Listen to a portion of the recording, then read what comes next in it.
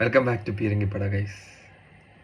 I'm still super excited to do this video because that 2 goals from Declan Rice and that super finish by Marino absolutely took my day. എന്താ പറയുക, ഒരു Arsenal ആരാധകൻ എന്ന നിലയിൽ ഇത്രയും കിടിലനായിട്ടൊരു game കാണുക എന്ന് പറഞ്ഞാൽ അത് എനിക്ക് ആദ്യമായിരിക്കും.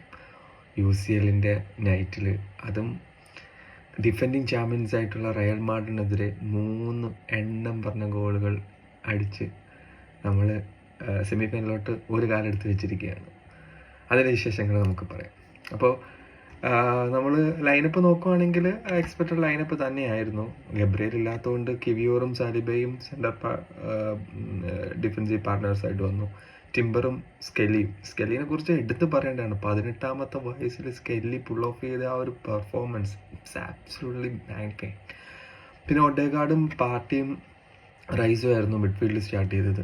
സാക്കയും മെറീനോയും മാർട്ടിനെല്ലിയും അതായിരുന്നു ആഴ്സണലിൻ്റെ ലൈനപ്പ്.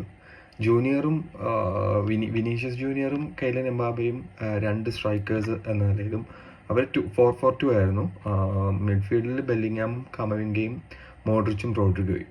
പിന്നെ അതുപോലെ തന്നെ ഡിഫൻസ് വരുമ്പോഴെങ്കിലും അലബായും റുഡീഗറും അസെൻസിയോയും വാൽവേർഡയും. ഗോൾ കീപ്പിങ്ങിൽ കോർട്ടിയസും. അപ്പം നമ്മൾ കളി നോക്കുവാണെങ്കിൽ ആദ്യത്തെ ഒരു ഹാഫിൽ എന്ന് പറഞ്ഞാൽ റയലിന് 1-2 ചാൻസസ് കിട്ടിയായിരുന്നു. ഒരു ബെല്ലിങ്ങാമിൻ്റെ ഒരു പാസിൽ എംബാബയ്ക്ക് ഒരു നല്ലൊരു ചാൻസ് കിട്ടിയായിരുന്നു, പക്ഷെ അത് ഗോൾ കീപ്പർ സേവ് ചെയ്യുന്ന നമ്മൾ കണ്ടു. അതുപോലെ തന്നെ ബുക്കായോ സാക്ക ഹലബായ്ക്ക് ഓൾ കൈൻഡ് ഓഫ് പ്രോബ്ലംസ് നൽകിക്കൊണ്ടേ ഇരിക്കുകയായിരുന്നു. 1-2 മനോഹരമായ ക്രോസുകൾ അദ്ദേഹം സാക്ക പുൾ ഓഫ് ചെയ്യുന്നുണ്ട്. പക്ഷേ നമുക്കൊരു പ്രോപ്പർ 9 ഇല്ലാത്തതിൻ്റെ അഭാവം ആ ബോക്സിൽ കാണാൻ പറ്റുന്നുണ്ടായിരുന്നു. 2 കിഡിലൻ പാസുകളും ക്രോസുകളും അറ്റൻഡ് ചെയ്യാതെ പോകുന്നതാണ് കാണുന്നത്. അങ്ങനെ ഫസ്റ്റ് ഹാഫിൽ ഒരു എന്താ പറയുക, 2 ടീമിനും ഒരു മേജർ കൺട്രോൾ ഉള്ളതായിട്ട് നമുക്ക് മനസ്സിലാകുന്നില്ലായിരുന്നു. അങ്ങനെ പോകുകയായിരുന്നു. അതിന് ഇടയ്ക്ക് ഒരു സിറ്റുവേഷനിൽ ഡെക്ലാൻ റൈസിൻ്റെ ഒരു മനോഹരമായ ഡ്രൈവിൽ കൂടി ഒരു ഓപ്പർച്യൂണിറ്റി ആഴ്സണലിന് വരികയും അത് ഡബിൾ സേവ് ചെയ്ത് കോർട്ടിയസ് രക്ഷപ്പെടുത്തുകയും ചെയ്തു. അപ്പോൾ ആ സമയം മുതൽ റയൽ മാഡ്രിഡിൻ്റെ ആ ഒരു ചാമ്പ്യൻസ് ലീഗിനായിട്ടുള്ള അവർ ഒരു സീരിയസ് ആയിട്ടുള്ള ഒരു പ്ലേയിങ് സ്റ്റൈലിലോട്ട് വരുന്നില്ലായിരുന്നു. സെക്കൻഡ് ഹാഫ് ആകുമ്പോഴേക്കുമാണ് ആഴ്സണലിലേക്ക് കടന്നു വരുന്നത്. നമുക്കപ്പോൾ മനസ്സിലാക്കാൻ പറ്റുന്നുണ്ട്. ബുക്കായോ സാക്ക കട്ട് ഇൻസൈഡ് ചെയ്യുന്നു, കട്ട് ഔട്ട് സൈഡ് ചെയ്യുന്നു. ബുക്കായോ സാക്കയാണ് നമുക്ക് ആ missing link in our game right കഴിഞ്ഞ കുറച്ച് കളികളായിട്ട്. ബുക്കായോ സാക്ക അങ്ങനെ ഒരെണ്ണം കട്ട് ഔട്ട് സൈഡ് ചെയ്തിട്ട് വന്നപ്പോഴേക്കും ആലബ കയറി എന്താ ചെയ്തത്, ഫൗൾ ചെയ്തു. ആ ഫൗൾ എടുക്കാൻ വരുന്നതാണ് ഡെക്ലാൻ റൈസ്.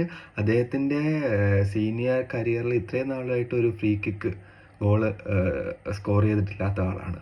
അദ്ദേഹം വന്നിട്ട് ആ 3 മാൻ വോളിനെ ചെയ്ത് ഒരു അബ്സല്യൂട്ട് കോൾ ചെയ്തിട്ട് ഗോളാക്കുന്നതാണ് നമ്മൾ കണ്ടത്. അത് കാണുമ്പോഴേക്കും നമുക്ക് പണ്ട് ഉള്ള ബെക്കാമൊക്കെ ചെയ്യുന്ന അതുപോലൊരു കിടിലൻ ഗോൾ, ആബ്സല്യൂട്ട് സ്റ്റണ്ണർ ആണ് അദ്ദേഹം കാഴ്ചവെച്ചത്.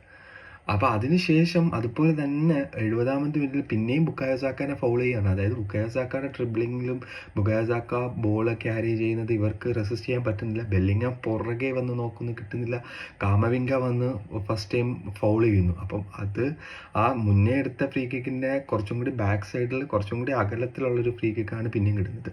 പിന്നെയും വരുന്നത് ആരാണ്, ഡെക്ലാൻ റൈസും ഒഡേഗാർഡും ഉണ്ട്. അപ്പം അവിടെ ഒരു കൺഫ്യൂഷൻ ക്രിയേറ്റ് ചെയ്യുന്നുണ്ട്. ഒഡേഗാർഡ് എടുക്കുമോ ഡെക്ലാൻ റൈസ് എടുക്കുമോ എന്നുള്ളത് കൺഫ്യൂഷനായി. ഇവൻ ഞാൻ പ്രതീക്ഷിച്ചത് പോലും ഒഡേഗാർഡ് എടുക്കാനായിരിക്കും, ലെഫ്റ്റ് ലെഗ് കേളറായിരിക്കും ഉദ്ദേശിക്കുന്നതെന്ന് ഓർത്തു. പക്ഷേ അത് ആ ഡെക്ലാൻ റൈസിൻ്റെ പ്രിസിഷൻ, ആക്യുറസി, ടോപ്പിന് അടിച്ച് കയറ്റുക എന്ന് പറഞ്ഞാൽ ഇറ്റ്സ് അബ്സല്യൂട്ട്ലി മാഗ്നിഫൈൻ. അതായത് വോളിൻ്റെ മുകളിൽ കൂടി ഒരു കേളറല്ല, ഒരു ബാങ്ങർ ആക്ച്വലി. ആ ടോപ്പിന്നിൽ സൈഡ് നെറ്റ് ചെയ്ത് ഗോളിൻ്റെ അകത്തോട്ട് പോകുന്ന ഒരു കിഡിലൻ goal. I mean one of the wonderful goal I ever seen in an Arsenal player. അങ്ങനെ അദ്ദേഹം അത് അടിച്ചു കയറ്റുകയായിരുന്നു. പിന്നെ റയൽ മാഡ്രിഡിന് കളിയിൽ യാതൊരു ഇമ്പാക്റ്റും ഉണ്ടാക്കാനേ കഴിയുന്നില്ല. നമ്മൾ മനസ്സിലാക്കുന്ന ആഴ്സണൽ ഫുൾ കൺട്രോൾ. ലൂയിസ് കെല്ലിയൊക്കെ മിഡിലോട്ട് ഇറങ്ങി വന്നിട്ട് കാണും. ഒരു സ്റ്റാർട്ട് ഞാൻ കണ്ടു, 18 വർഷങ്ങൾക്ക് മുമ്പേ ആരാ ലൂക്ക മോഡ്രിച്ച് എമിറേറ്റ്സിൽ ഫസ്റ്റ് കളിക്കാൻ വേണ്ടി വന്നപ്പോഴേക്ക് അന്ന് ലൂയിസ് കെല്ലി ജനിച്ചതേ ഉണ്ടായിട്ടുള്ളൂ.